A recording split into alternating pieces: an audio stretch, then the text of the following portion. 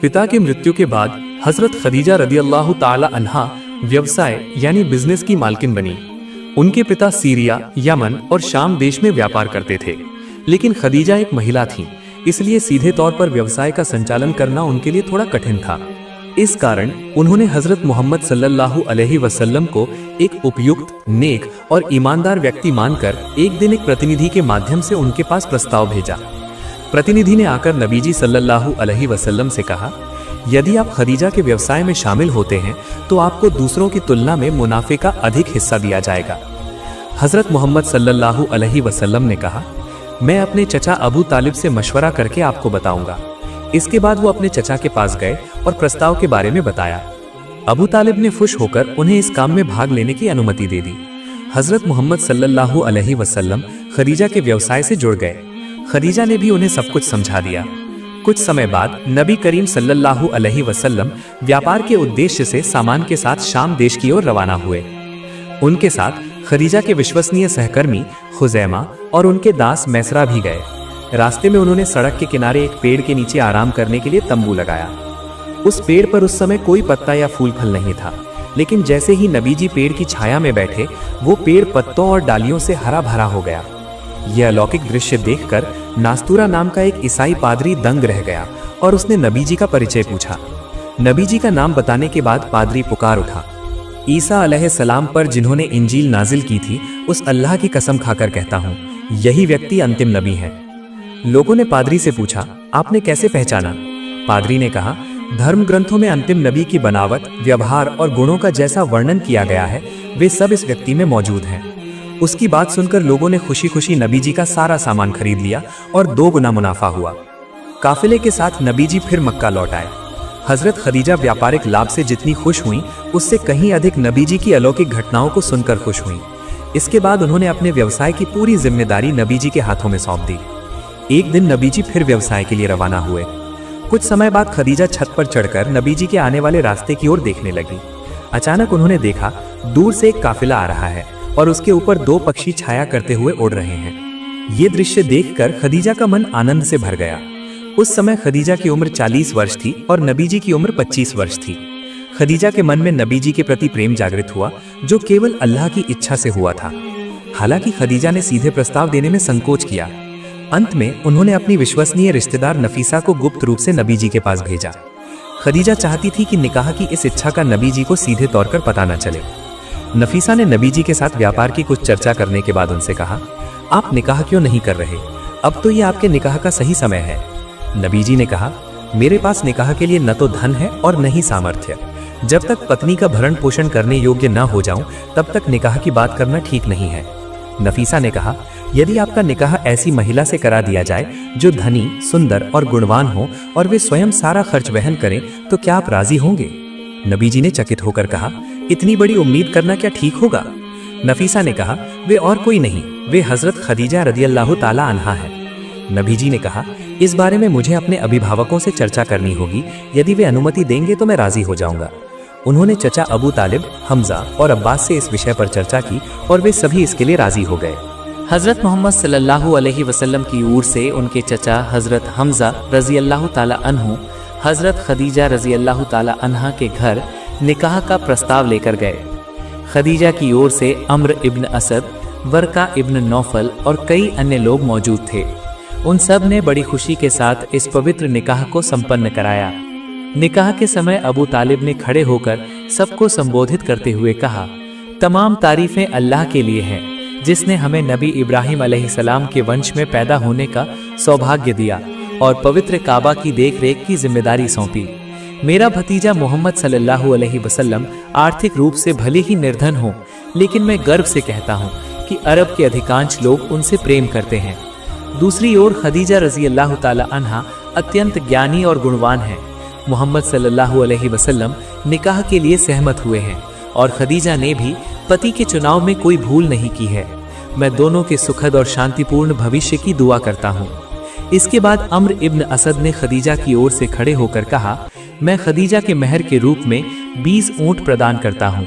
निकाह के बाद धन संपत्ति या संसार की कोई भी चीज महानबी सल्लल्लाहु अलैहि वसल्लम को बांध कर न रख सकी। वे बार बार हीरा पर्वत की गुफा में जाकर एकांत में ध्यान यानी इबादत में लीन रहते थे। वे सोचते थे, इंसान क्यों एक दूसरे से नफरत करता है, क्यों खून खराबा करता है, लोगों के मन में स्नेह और प्रेम क्यों नहीं है। ये विचार उन्हें बेचैन कर देते थे। इस तरह वे लगातार 15 वर्षों तक अल्लाह की साधना में लगे रहे। जब उनकी आयु 40 वर्ष हुई तब नबूवत मिलने से 6 महीने पहले से उन्हें नियमित रूप से सपने आने लगे। वे सभी सपने सच और अद्भुत होते थे।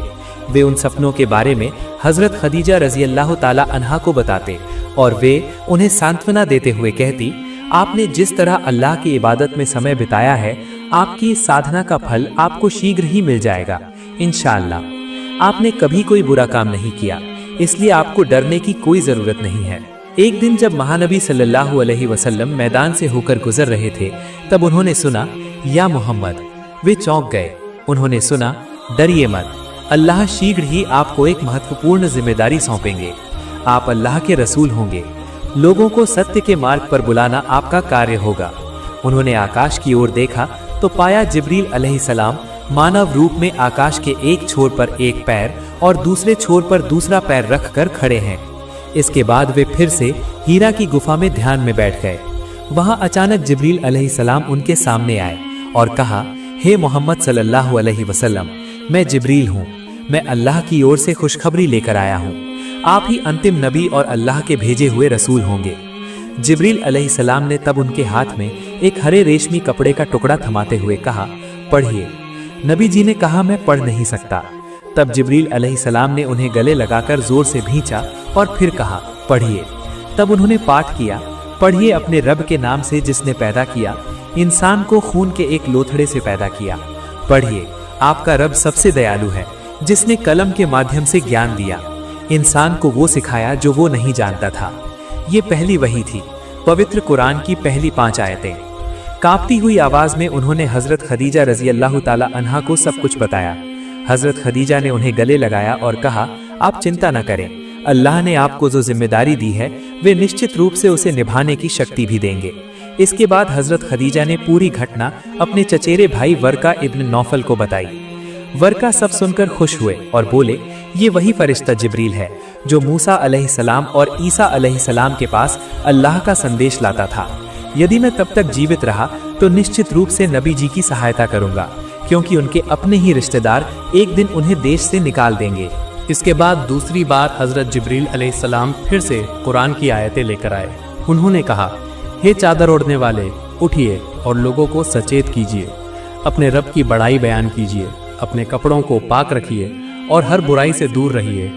महान अल्लाह ताला कुरान की जो भी वाणी नाजिल फरमाते, नबी जी सल्लल्लाहु अलैहि वसल्लम उसे एक बार सुनते ही कंठस्थ या याद कर लेते थे। इसके बाद वो उसे सहाबा के सामने पढ़ते थे। सहाबा उसे इस तरह याद करते थे कि मृत्यु तक कोई उसे भूलता नहीं था। इसके बाद से महानबी सल्लल्लाहु अलैहि वसल्लम अब जिब्रील अलैहिस्सलाम को देखकर डरते नहीं थे। जब दूसरी बार कुरान की आयतें नाजिल हुईं, तब उन्होंने इस्लाम का प्रचार शुरू किया। सबसे पहले उन्होंने ये संदेश बीबी खदीजा तक पहुंचाया और उन्होंने सबसे पहले इस्लाम धर्म स्वीकार किया। वो पहली मुस्लिम बनी। महानबी सल्लल्लाहु अलैहि वसल्लम के साथ बीबी खदीजा के निकाह के बाद मक्का के लोगों ने कानाफूसी शुरू कर दी। उन्होंने कहा, खदीजा तो इतनी अमीर महिला है, फिर भी उन्होंने निर्धन मोहम्मद से निकाह किया है। ये उन्होंने कितनी बड़ी भूल की है। ये सुनकर हजरत खदीजा रजी अल्लाह ताला अन्हा को दुख हुआ और उन्होंने एक दावत का आयोजन किया। मक्का के सभी धनवानों को उन्होंने आमंत्रित किया। दावत के अंत में खदीजा ने कहा, मुझे आप लोगों से कुछ कहना है। उन्होंने पूछा, क्या कहेंगी? उन्होंने कहा, मैंने अमीर होकर गरीब मोहम्मद से निकाह किया है, क्या ये कोई अपराध है? उन्होंने कहा, हाँ, आपने गलती की है। आपको तो बहुत से अमीर लोग मिल जाते, आप उनमें से किसी से भी निकाह कर सकती थीं। अभी भी समय है, जल्दी तलाक दे दीजिए। खदीजा ने तब बुलंद आवाज में कहा, तो फिर सुन लीजिए, आज से मेरी सारी धन संपत्ति और घर बार मैं अपने पति मोहम्मद सल्लल्लाहु अलैहि वसल्लम को दान करती हूँ। अब से मैं किसी संपत्ति की मालकिन नहीं हूँ। मेरे पति इस संपत्ति को जैसे चाहें वैसे खर्च करेंगे, और यदि वे मुझे अपनी दासी के रूप में भी स्वीकार करें तो भी मैं धन्य हो जाऊंगी। उन्होंने आगे कहा, आज से मेरे पति अरब के सबसे धनी व्यक्ति के रूप में जाने जाएंगे। ये सुनकर वहां उपस्थित सभी लोग लज्जित हो गए। महानबी सल्लल्लाहु अलैहि वसल्लम ने कहा, खदीजा, मुझे इस संपत्ति की जरूरत नहीं है, मैं अपनी वर्तमान स्थिति में ही खुश हूँ। खदीजा ने कहा, अब आप अरब के एक धनी व्यक्ति हैं। आप अनाथों, गरीबों और असहायों की मदद करेंगे। इस्लाम को कोई नुकसान ना पहुंचे और कोई ये कहने का साहस ना कर सके कि मोहम्मद गरीब है। जब महानबी सल्लल्लाहु अलैहि वसल्लम संपत्ति के स्वामी बने तो उन्होंने खुले दिल से दान करना शुरू किया। उन्होंने 3 साल तक गुप्त रूप से इस्लाम का प्रचार किया। फिर चौथे वर्ष में अल्लाह पाक ने उन्हें सार्वजनिक रूप से दावत देने का निर्देश दिया। तब उन्होंने सबको बुलाकर कहा, तुम झूठ का त्याग करो और अल्लाह पर विश्वास रखो। इसमें तुम्हारा इहलोक और परलोक दोनों में भला होगा। मैं अल्लाह की ओर से तुम्हें इस्लाम के मार्ग पर बुला रहा हूँ। मैं अल्लाह का भेजा हुआ रसूल हूँ। नबी जी की ये बात सुनकर अबू लहब चिल्लाकर बोला, तुम्हें इतनी हिम्मत कहाँ से मिली? क्या हमें यही सब बताने के लिए बुलाया था? ये कहकर वो अपने साथियों के साथ चला गया। इसके बाद अबू लहब और उसकी पत्नी गांव-गांव जाकर महानबी के विरुद्ध झूठ फैलाने लगे। एक दिन अबू लहब और अबू जहल ने सबको बुलाकर कहा, मोहम्मद तुम्हें अपने बाप दादा का धर्म छोड़ने के लिए कह रहे हैं। कोई उनकी बात ना सुने, वो पागल हो गए हैं। ये सब सुनकर लोग अबू तालिब के पास शिकायत लेकर गए। उन्होंने कहा, अपने भतीजे को रोकिए वरना उसे हमारे हवाले कर दीजिए। अबू तालिब ने कहा, जब तक मैं जीवित हूँ मोहम्मद को तुम्हारे हवाले नहीं कर सकता, भले ही मैंने उनका धर्म स्वीकार ना किया हो। कुरैश के नेता नबी जी के पास आए और बोले, आप जो चाहें हम देंगे, धन दौलत, राजशाही, सुंदर स्त्रियां, सब कुछ, बस इस नए धर्म का प्रचार बंद कर दीजिए। उन्होंने फरमाया, यदि तुम धन दौलत, बादशाही, सुंदर स्त्रियां, यहाँ तक कि आकाश का चांद भी मेरे हाथ पर लाकर रख दो, तब भी मैं इस्लाम का प्रचार बंद नहीं करूंगा। इसके बाद महानबी सल्लल्लाहु अलैहि वसल्लम को प्रचार के दौरान कई कठिनाइयों का सामना करना पड़ा। बीबी खदीजा हमेशा उनके साथ रहकर साहस, मनोबल और प्रेम से सहयोग करती थी। वे कहती थीं, हे अल्लाह के नबी, काफिरों से मत डरिए, आप अल्लाह पर भरोसा रखिए। यदि अल्लाह सहायक हो तो कोई आपका कुछ नहीं बिगाड़ सकता। संकट के समय हजरत खदीजा रजी अल्लाह ताला अन्हा नबी जी की छाया बनकर साथ रहती थीं। एक दिन नबी करीम सल्लल्लाहु अलैहि वसल्लम गुफा में ध्यान मग्न थे। उस समय जिब्रील अलैहिस्सलाम आए और बोले, हे अल्लाह के रसूल, खदीजा रजी अल्लाह ताला अन्हा आपके लिए खाना लेकर आई हैं। आप उन्हें बता दें, महान अल्लाह ने उन्हें सलाम भेजा है और ये खुशखबरी भी दें कि इस्लाम की सेवा के लिए अल्लाह ने उनके लिए जन्नत में याकूत यानी माणिक के पत्थरों से बना मोतियों जड़ा एक सुंदर महल तैयार किया है। ये कहकर जिब्रील अलैहिस्सलाम चले गए। इसके बाद हजरत खदीजा खाना लेकर आईं और नबी जी ने कहा, खदीजा, आज तुम्हारे लिए एक बहुत बड़ी खुशखबरी है, अल्लाह पाक ने तुम्हें सलाम भेजा है। ये सुनकर हजरत खदीजा खुशी से रो पड़ी। उन्होंने कहा, हुजूर, मैं नहीं जानती कि अल्लाह के सलाम का जवाब कैसे दिया जाता है, आप कृपा करके मेरी ओर से जवाब दे दीजिए। महानबी सल्लल्लाहु अलैहि वसल्लम ने बीबी खदीजा के साथ पूरे 25 साल तक वैवाहिक जीवन बिताया। इन 25 वर्षों में उन्होंने कोई और निकाह नहीं किया। हजरत खदीजा से निकाह की शुरुआती 5 साल तक उनकी कोई संतान नहीं हुई। इसके बाद उनकी 4 बेटियां और 2 बेटे हुए। हजरत खदीजा रजी अल्लाह ताला अन्हा ने अंतिम समय में कहा, हुजूर, यदि आप मेरी 3 विनती मान लें तो मेरे दिल को सुकून मिल जाएगा। नबी करीम सल्लल्लाहु अलैहि वसल्लम ने पूछा, कहो तुम्हारी विनती क्या है? उन्होंने कहा, पहली बात, मेरा जनाजा आप पढ़ाएंगे। दूसरी बात, जब मुझे कब्र में रखेंगे तब अपना एक कुर्ता मुझे पहना दीजिएगा। इस कुर्ते की बरकत से कब्र के दोनों तरफ से मुझ पर दबाव न पड़े। तीसरी बात, जब सब चले जाएं तब आप मेरी कब्र के पास बैठे रहिएगा, क्योंकि मुनकर और नकीर भयंकर रूप में आकर खड़े होंगे। तब इंसान को होश नहीं रहेगा।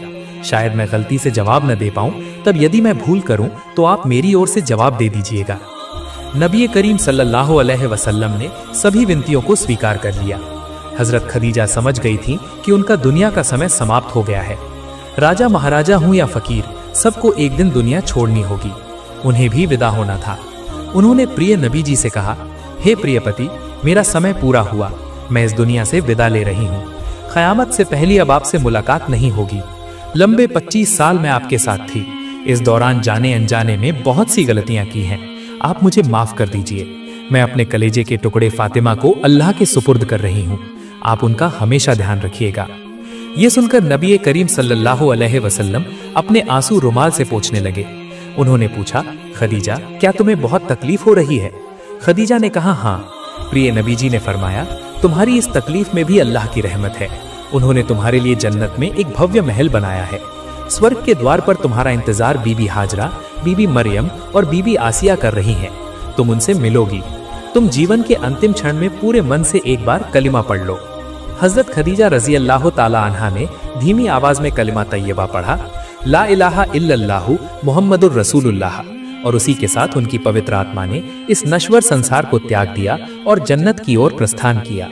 हजरत खदीजा रजी अल्लाह ताला अन्हा की मृत्यु की खबर चारों ओर फैल गई। हजारों महिलाएं उन्हें आखिरी बार देखने आईं और रोते हुए उन्हें विदाई दी। पूरा अरब शोक में डूबा हुआ था।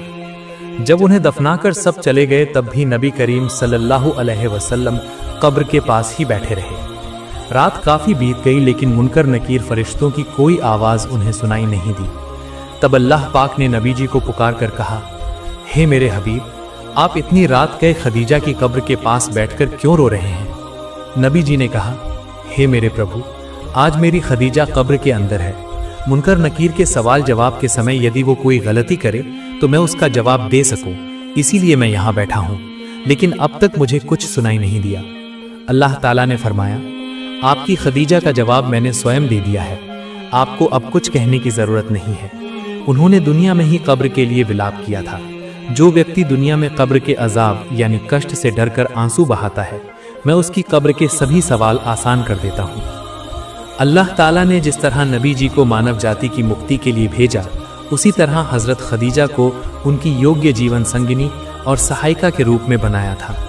एक दिन फज्र की नमाज के बाद हजरत खदीजा जिक्र यानी अल्लाह का स्मरण में बैठी कब्र के बारे में सोचते सोचते अचेत होकर जमीन पर गिर पड़ी।